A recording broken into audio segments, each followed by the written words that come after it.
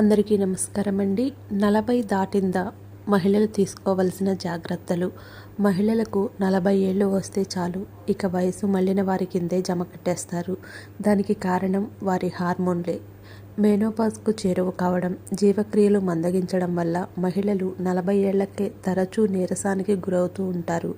అయితే 40ల్లో కూడా శక్తిని కోల్పోకుండా యాక్టివ్గా ఉండాలంటే కొన్ని జాగ్రత్తలు తీసుకోవడం తప్పనిసరి. అవేంటంటే 40ల్లో పడిన తర్వాత విటమిన్ల లోపం ఎక్కువగా బయటపడుతుంది. కాబట్టి ఆరోగ్యకరమైన ఆహారాన్ని తీసుకోవాలి.